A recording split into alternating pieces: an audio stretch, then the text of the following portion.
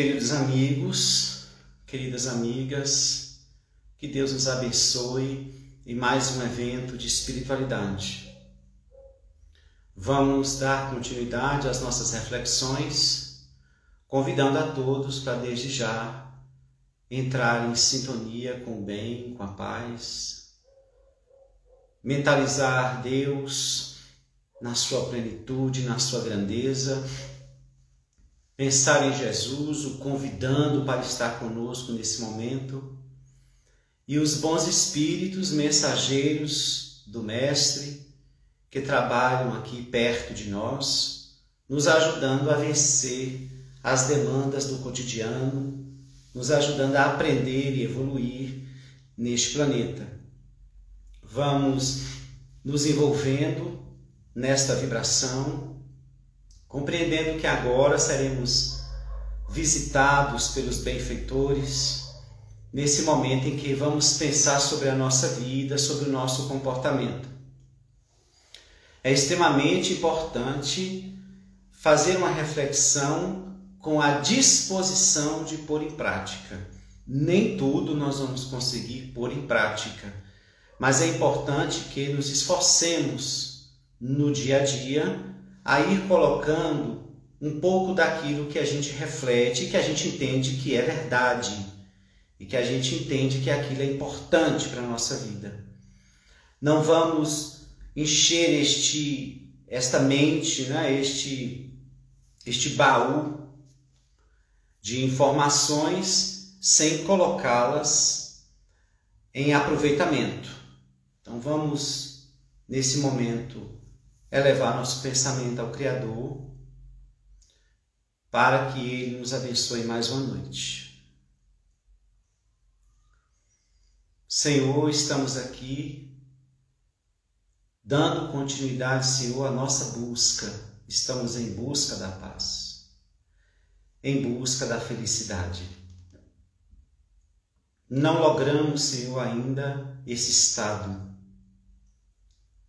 Por isso, estamos novamente voltando a refletir sobre os teus ensinamentos, para que eles possam nos guiar nessa autotransformação tão necessária, para lograr o que tanto queremos.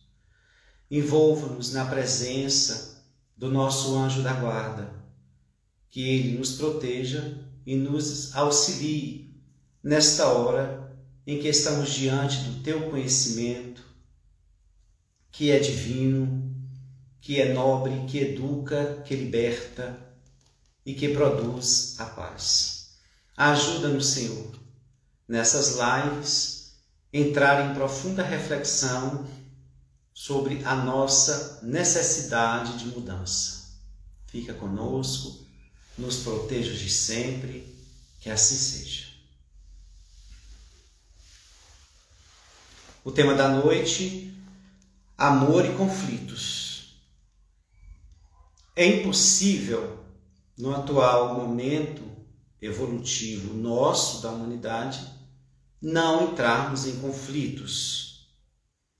Por isso, a questão a ser examinada quando o amor aparece é de que forma o amor pode nos ajudar no enfrentamento dos conflitos, porque ele em si não gera conflitos. O que gera conflitos são as nossas imperfeições, as nossas dificuldades egóicas, que nos tiram do eixo, que nos levam a não saber lidar com a diferença. Então a gente começa levantando uma lembrança de um dizer que se automatizou, no discurso das criaturas. Quando por muito tempo as pessoas diziam: eu preciso encontrar alguém para me fazer feliz. Era um sonho mágico, era uma fantasia, mas que trazia uma crença profunda de que, ao encontrar este ser tão esperado, tão buscado, a felicidade chegaria, trazida por esse ser. Com o passar do tempo, com o desenvolvimento da criatura humana, com a chegada de algumas ciências que nos ajudaram a perceber a nossa necessidade de autonomia, de auto-amor, como por exemplo a psicologia e agora aí o espiritismo, nós vamos percebendo que essa espera era uma espera que nos trazia a um equívoco, era um engano, né? Então, quando nós vamos perceber que o outro, ele não tem esta condição de nos fazer felizes, nós começamos a perceber que a criatura, ela se frustra quando ela percebe que essa tarefa não é do outro. Então, cai por terra esse conto de fadas, de achar que eu vou encontrar alguém para me fazer feliz. Graças a Deus, isso é um equívoco. Já imaginou se nós estivéssemos nas mãos dos outros e eles ficassem na escolha, na opção de nos fazer felizes ou não? Se formos pensar, que bom que isso é uma mentira. Que bom que somos nós que vamos patrocinar nossa felicidade.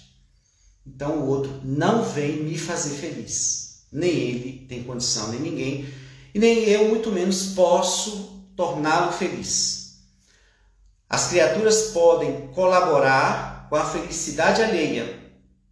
Colaborar é uma coisa, mas fazer a pessoa feliz, esse trabalho pleno, total, não é da ordem do outro.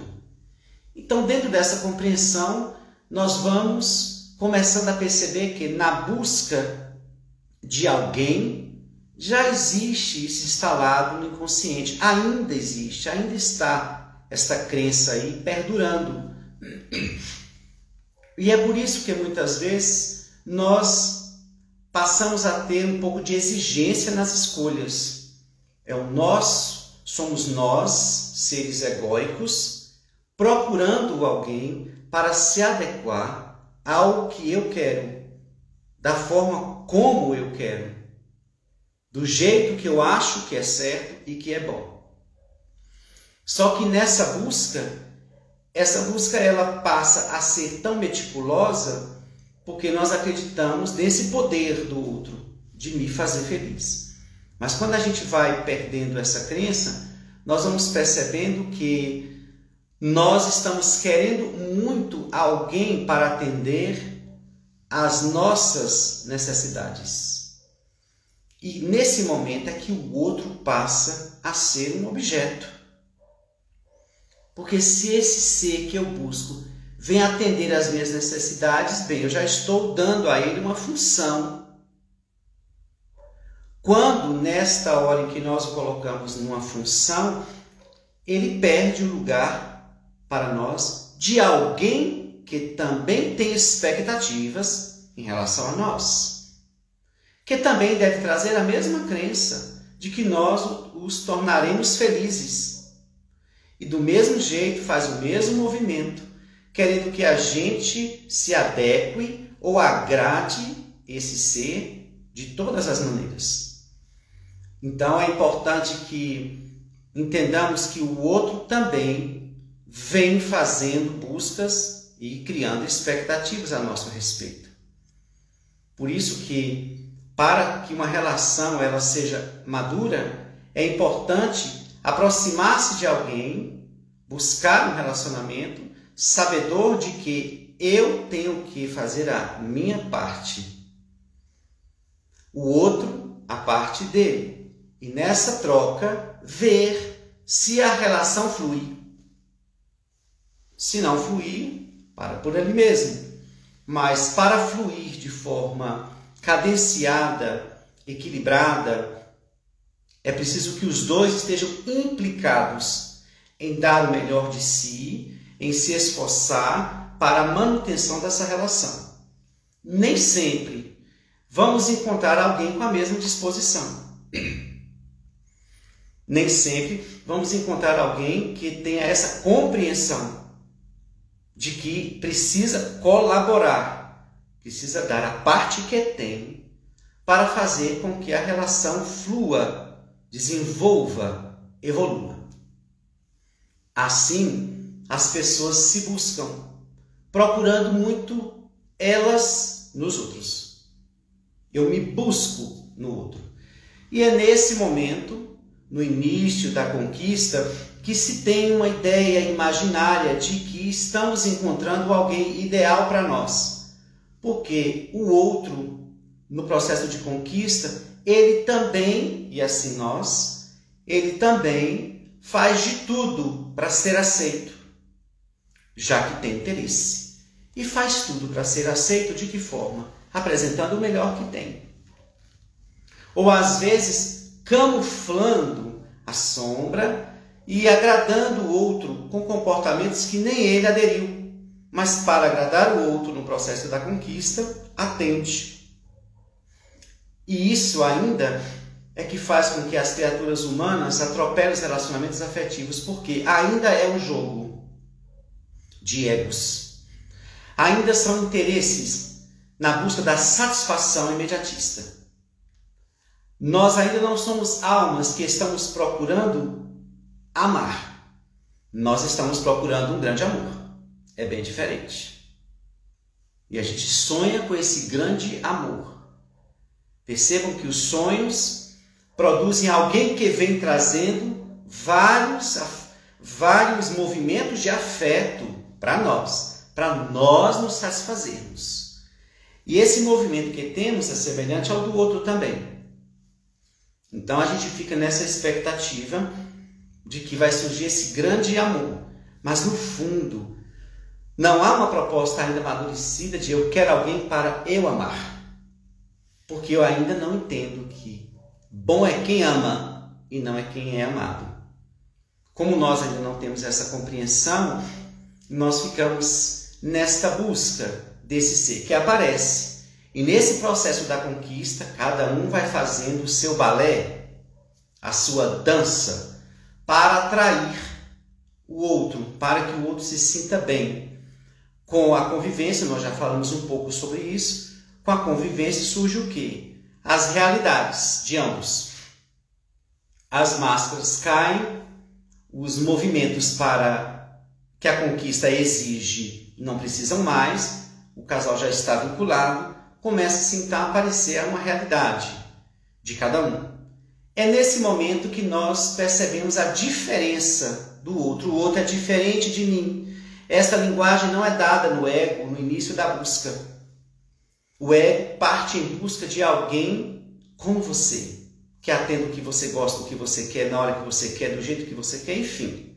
A gente sai buscando esse ser que vai nos preencher, entre aspas, tá? Preencher no campo egóico.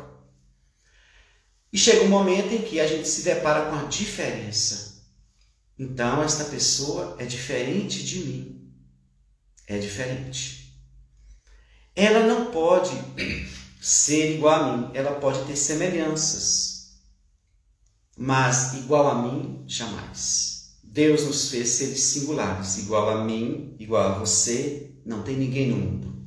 Somos seres singulares. Partindo desse saber que o Espiritismo nos dá, nós vamos entendendo que o relacionamento afetivo é desafiador porque estamos ou estaremos diante de alguém que nem sempre vai atender às nossas expectativas, que nem sempre vai nos agradar de um todo. É um ser diferente. Bem, é nessa hora que, se a criatura estiver disposta a desenvolver o sentimento do amor, esse sentimento, à medida que vai evoluindo, ele vai ajudando a criatura a se deparar com o diferente e a lidar com esse ser diferente. Quando Emmanuel propõe que a amizade deveria ser um dos grandes movimentos da afetividade no início da relação, é exatamente para isso. Para que conheçamos o outro, percebamos o perfil do outro e pensemos se temos condição de avançar, se temos condição de dar conta desse ser que se me apresenta diferente, com desafios, com sombras, com imperfeições, com virtudes, mas com conflitos, com dificuldades. Não há tempo para fazer essa pesquisa. O nível, estou repetindo algumas falas aqui, o nível de carência é tão alto que não quer parar para pensar sobre esse ser que estamos buscando. A carência é tão alta que partimos logo já com um desejo de que essa relação se concretize, que ela crie um vínculo. Nesse processo de aceleração, a criatura se empolga, não é? Com esse encontro inicial que é sempre venturoso, que é sempre agradável, que é cheio de mimos, carinhos e promessas diversas. Com o passar da convivência, começamos a perceber que os movimentos modificam. E é aí, nesta hora, que começam os conflitos. Quando nós falamos no tema de amor e conflitos, nós não estamos falando tão somente dos conflitos naturais que todos nós trazemos. Nós estamos falando dos conflitos entre o casal, que estão ali se envolvendo afetivamente. Esses conflitos, eles surgem basicamente das diferenças de gostos, da maneira como cada um é, como cada um se comporta. Aí vem a grande movimentação que os dois devem fazer, orientados, inspirados pelo sentimento do amor, que deve viger e deve amadurecer, para que eles possam não perder a individualidade de cada um e viverem juntos. Infelizmente, no momento desse enfrentamento, muitas pessoas, por imaturidade, elas acabam deixando predominar a natureza do outro, a maneira do outro, o jeito do outro, e começa a se apagar, ou seja, vai perdendo a autonomia, vai perdendo a individualidade, vai perdendo a necessidade de buscar o seu querer, o seu desejo, passa a atender o outro. E esse outro, por sua vez, entra em um gozo, em uma satisfação, porque a outra pessoa passa a agradá-lo muito mais. E quando ele é exigido a agradar, ele reclama. Então pode ocorrer isso, de um ceder para agradar o outro. E isso não pode acontecer. Infelizmente, é o que bem acontece.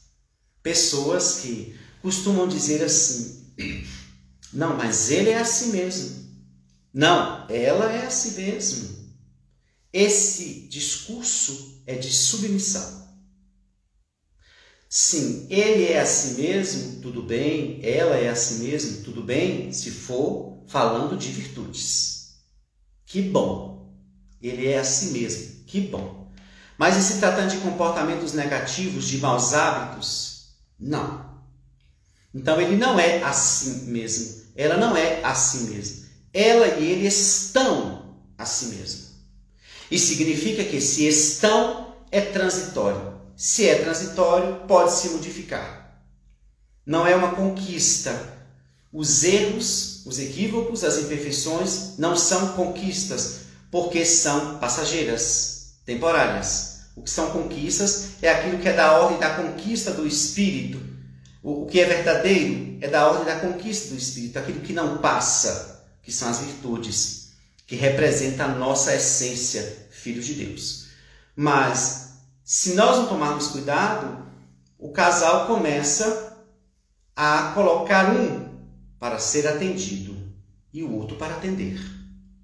Então, se nós nos deparamos com um conflito, o que ocorre? Eu vou tentar fugir do conflito? Muitas vezes, muitas pessoas fogem do conflito. Por quê? Tem medo da relação acabar, tem medo de ficar só, não quer perder essa pessoa. E por conta disso, elas se perdem.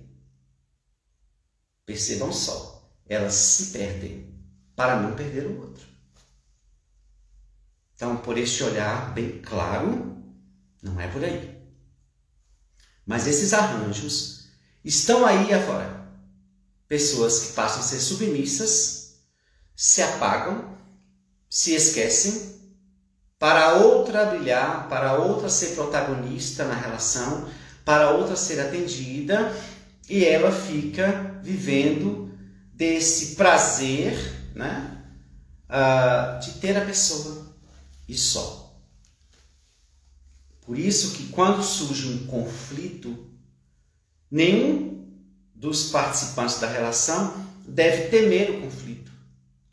Esses que gostam muito de apaziguar, né? Tem pessoas que dizem para nós: não, mas eu não gosto de briga. Ah, mas eu não gosto de discussão. Não, mas eu não gosto porque vira uma confusão dentro de casa. Bem, claro que a gente tem que propor a paz.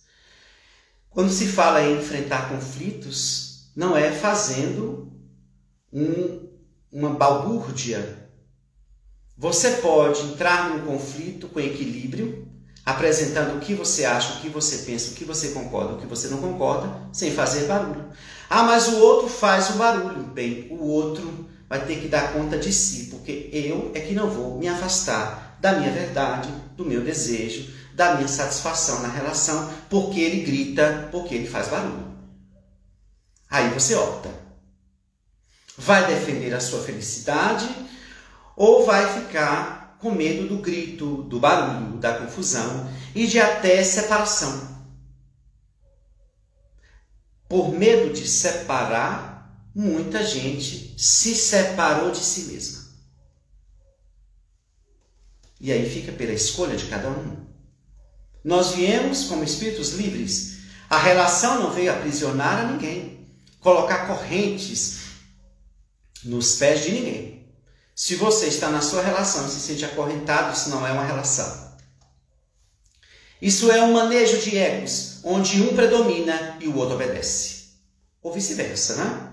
Ou os dois tentam lutar um duelo contínuo para ver quem comanda. E aí não é relação, né? É uma guerra de egos também. É uma luta de quem está por cima, de quem está melhor, de quem supera, enfim. Isso tudo produz cansaço, produz tédio, produz um arrefecimento do sentimento, enfraquece a relação. Então, o conflito é importante acontecer, por quê? Primeiro, porque ele é inevitável. São dois seres diferentes com imperfeições.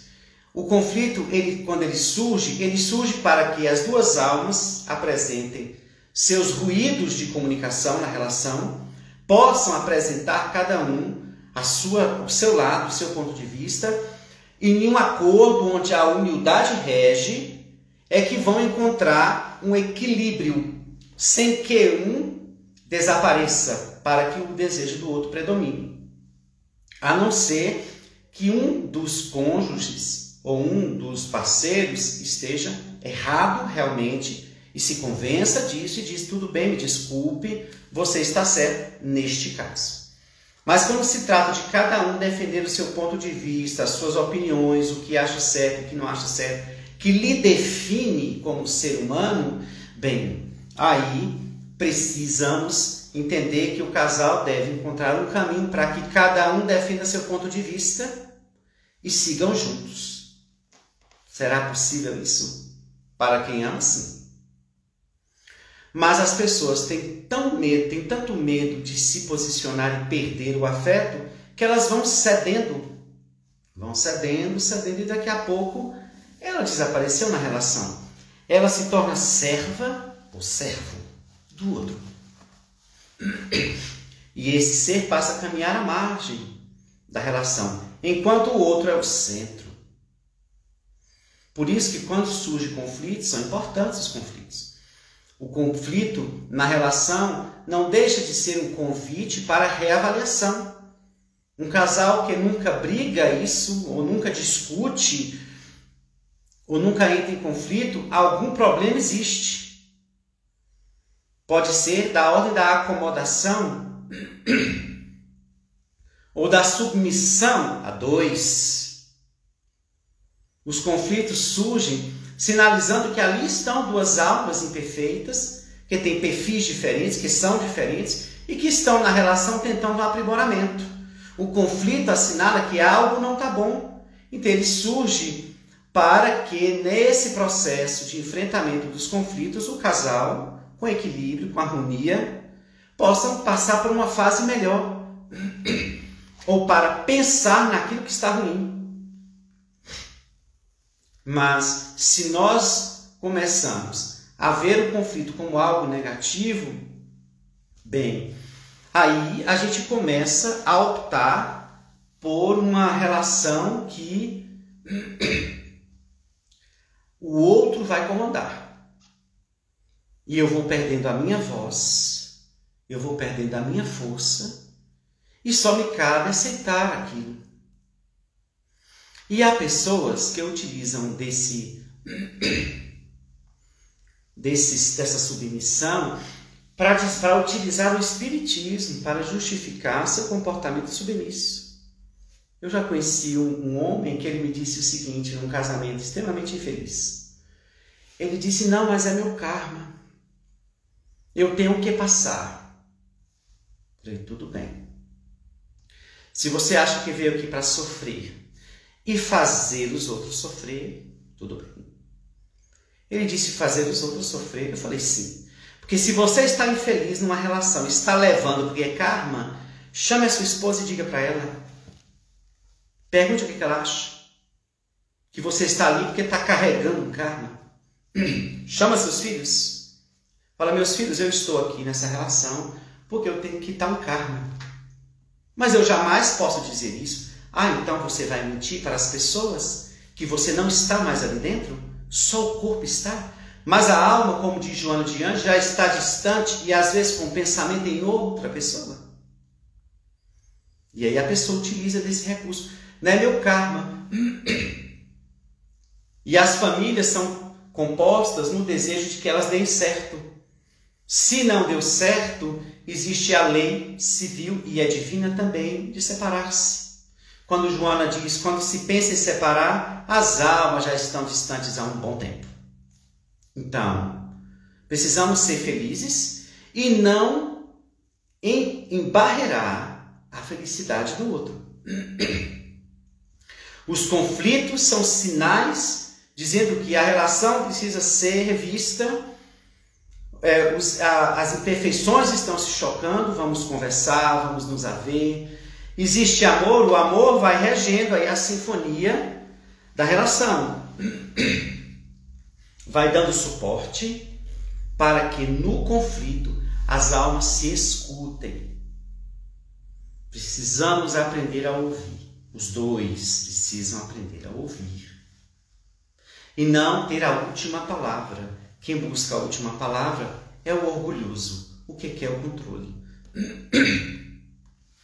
Quem não deixa o outro falar na hora que está discutindo é porque teme perder o controle.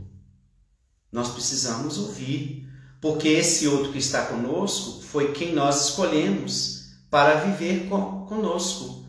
Então essa pessoa não tem voz. Essa pessoa não pode falar nada sobre nós. Por quê? A não ser que eu também me tire o direito. E aí eu não falo nada dela. Tudo bem? O casal pode fazer esse acordo? Você não me critica, eu também não te critico. E vamos viver um caos. Porque quando nós negamos a realidade da relação, nós estamos entrando em um caos que começa silencioso e depois ele faz um barulho estrondoso, levando à separação. E as almas saem marcadas por vários outros conflitos, agora de ordem interna. Então, falar, às vezes existem conflitos, discussões calorosas, porém isso depende muito de cada um. Querer ganhar no grito é do controlador, é da orgulhosa, da pessoa orgulhosa. Quer ganhar no grito. E às vezes extrapola, não é? Que parte para agressão física, parte para absurdos, ameaças, enfim. Porque não admite ouvir verdades.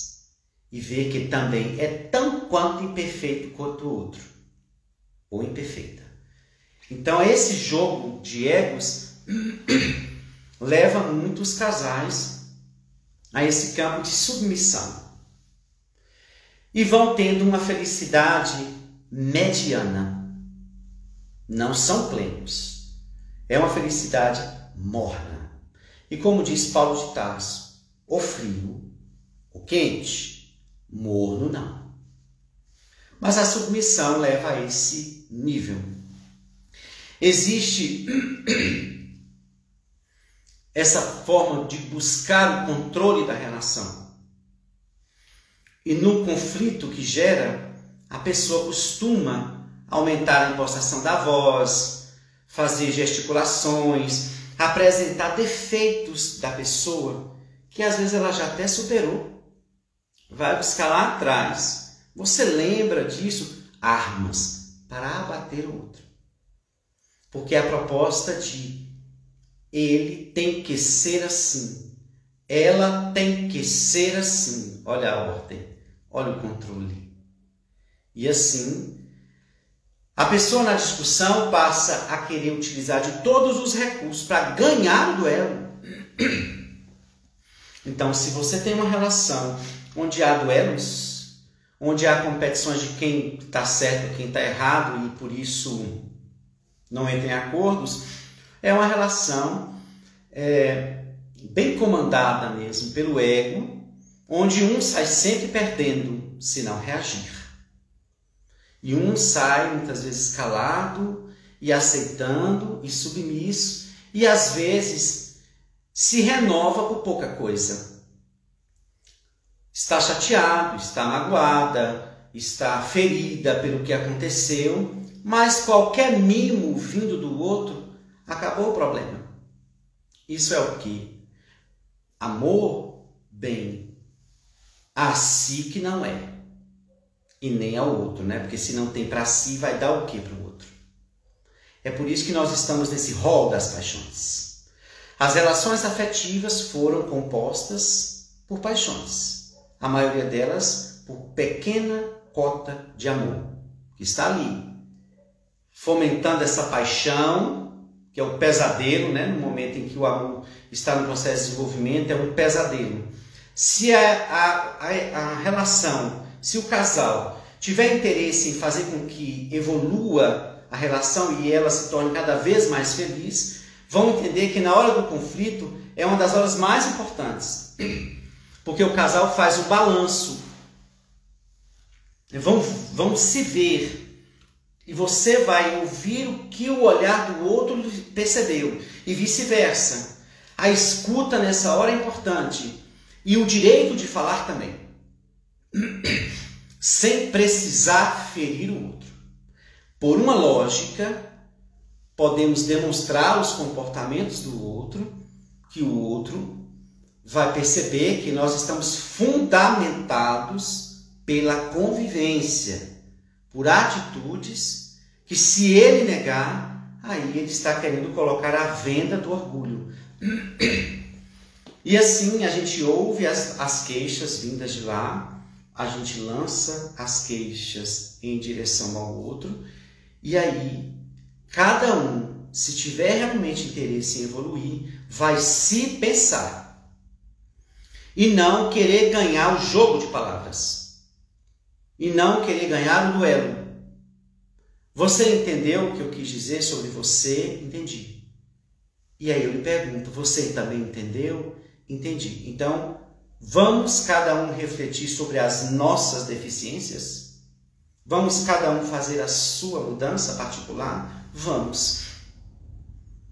Então, no momento que o casal percebe que há um interesse conjunto de fazer essa busca no campo moral, isso é um processo de amadurecimento, de nova etapa.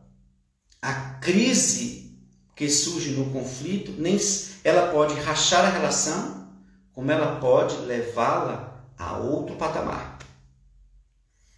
Depende de como os envolvidos manejam a crise, que é extremamente necessária.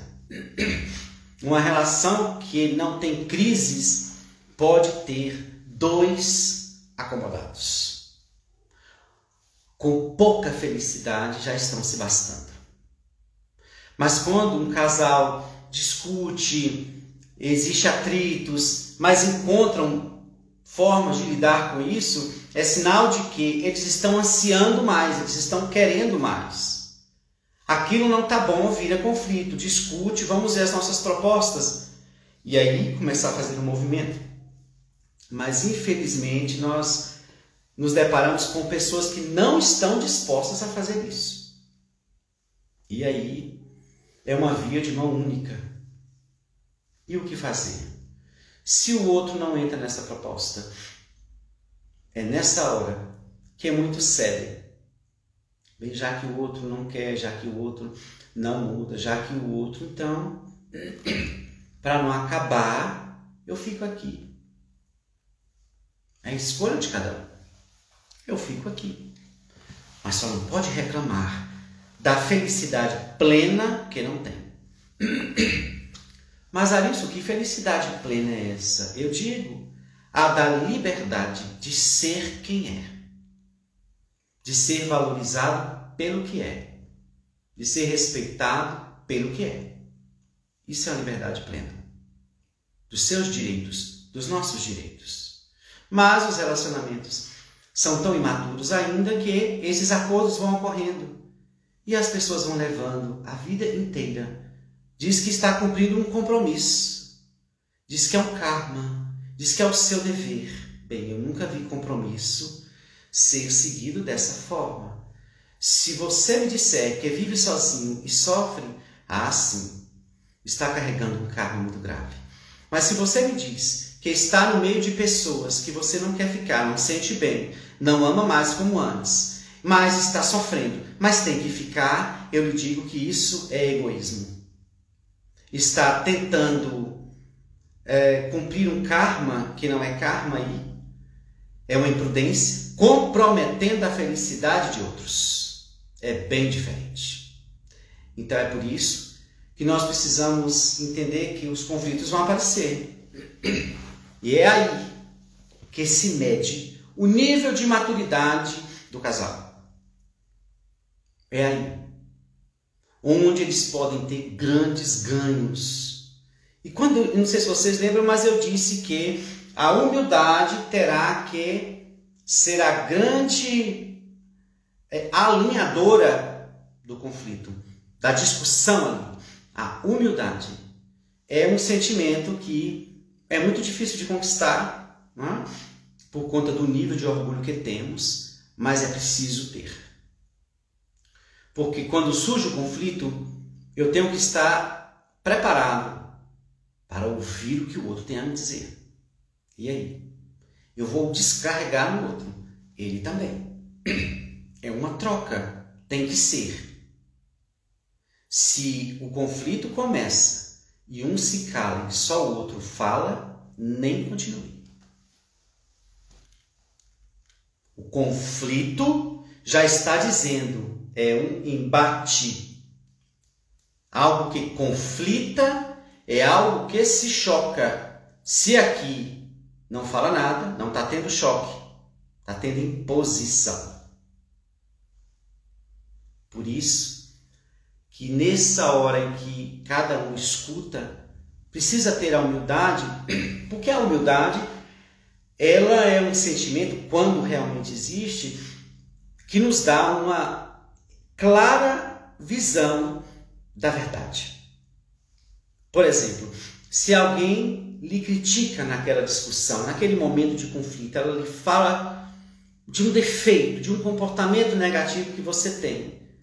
Humildemente eu analiso, e a humildade, se for presente, ela vai mostrar que realmente você é aquilo que ele está dizendo, ou você está daquele jeito, melhor dizendo. Realmente o outro está certo. E aí você assume da mesma forma, humildemente. Você pode perceber que a pessoa está equivocada. Você espera a pessoa terminar, porque a humildade também está aí, em ouvir o outro. E aí, tem gente que não deixa a gente falar, a gente tem que fazer assim, né? Tempo, minha vez, né? Porque não quer ouvir muitas vezes. A gente pede o tempo e fala, olha, concordo com aquilo que você disse. Que bom que você disse isso. Você enxergou algo que eu até sabia, mas consegui ver mais clareza, eu vou trabalhar. Agora, isso que você disse, não, eu discordo disso. Sabe por quê? Por isso. Agora, e assim faz a troca. Por isso que sem humildade vira o caos. Porque um ou o outro estão querendo levar o troféu do eu estou certo. Eu tenho a verdade comigo. Eu não tenho defeitos. O problema está em você. É isso. Assim, nós vamos entendendo que nós teremos vários embates, mas se nós nos equilibrarmos, nos autoconhecermos, nos autoamarmos para trabalhar essa carência, nós vamos ter total segurança de apresentar o que nós achamos, o que nós pensamos, sem ficar na submissão e muito menos sem querer ganhar o controle. Porque o que a gente ganha controlando o outro? Nada, porque a gente fica achando que tem o outro e não tem. Porque esse controle advém do orgulho, que nos dá a ideia de uma falsa superioridade. E é falsa, não é? Nós não temos. Então nós nunca vamos ter ninguém por este caminho do controle, ou da ameaça, ou seja lá o que for, de forma negativa. Nós vamos ter o outro pelo viés do amor. O amor é sereno, o amor dá humildade, o amor dá poder de autocrítica, o amor dá tolerância, paciência, mas nunca conivência. O amor nos dá suporte, coragem para ouvir aquelas falas duras, mas nos dá também cadência, equilíbrio para saber falar sem ferir. Mas o outro me fere muito, problema dele. É só eu não me ofender. Tornar-me cada vez mais inofendível, porque isso que ele derrama em mim vai voltar para ele. Eu é que não vou albergar. Agora eu tenho que estar preocupado com a maneira como eu trato o outro nos conflitos. Porque tudo que eu produzo voltará para mim.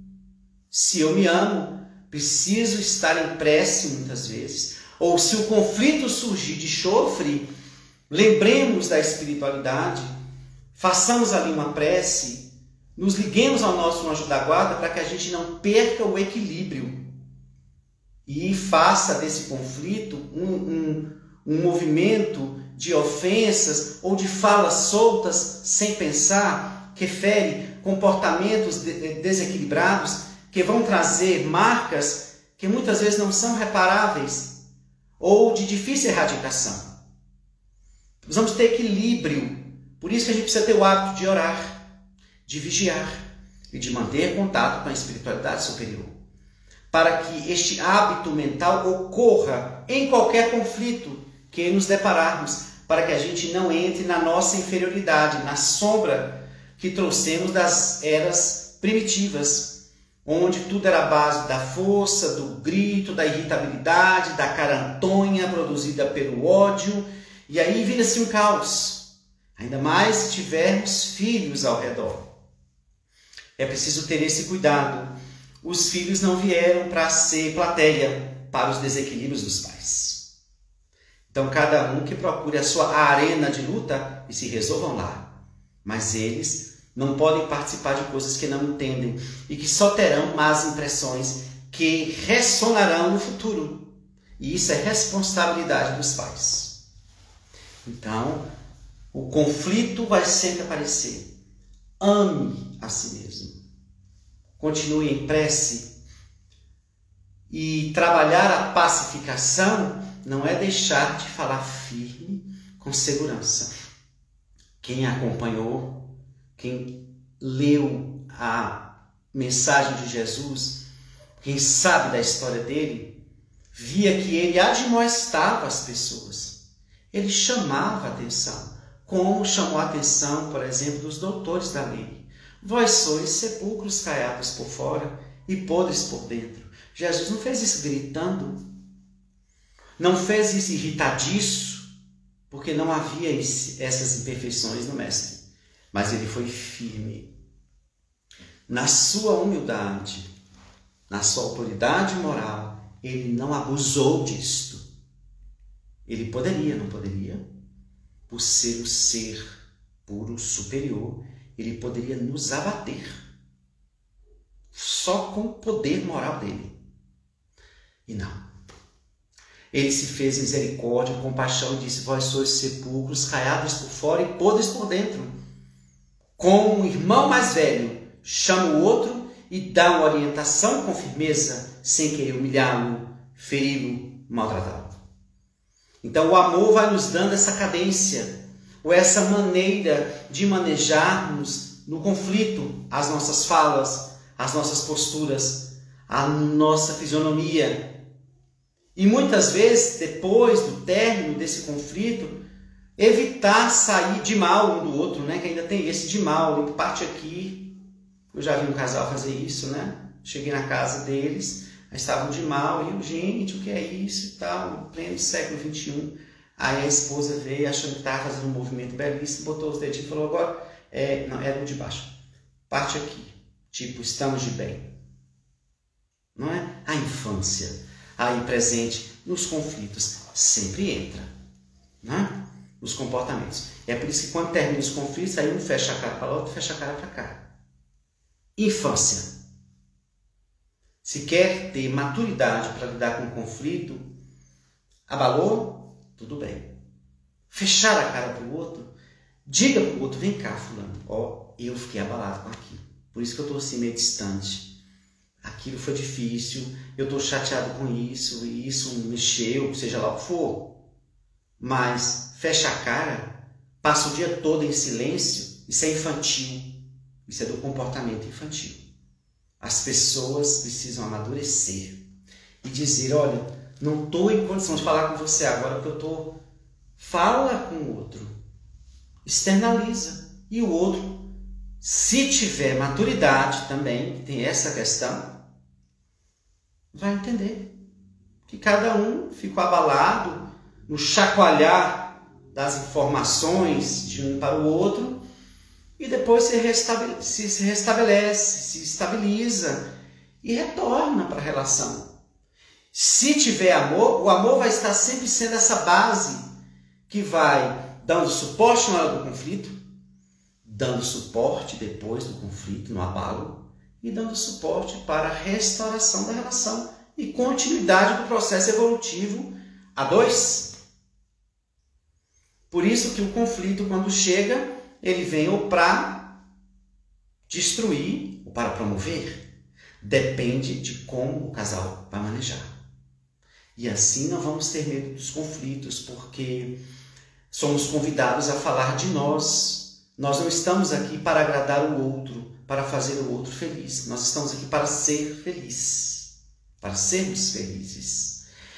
E nesse ser feliz, propiciar também, colaborar para que o outro faça também a sua conquista de felicidade conosco. São duas individualidades felizes que se entrelaçam e que compartilham. Esse é o formato ideal das relações afetivas maduras. Quando o amor vigora, quando o amor rege. Tá bom? Ficamos por aqui. Agradeço a vocês. Gostaria que vocês adicionassem o nosso canal, né? Entrassem, inscrevessem no nosso canal, no canal do Francisco também. Ali nós estamos divulgando a mensagem espírita que deixamos aqui ou em outras palestras que fazemos. Então vamos divulgar, né? Vamos propagar a mensagem do bem. Muita paz a todos. Até mais.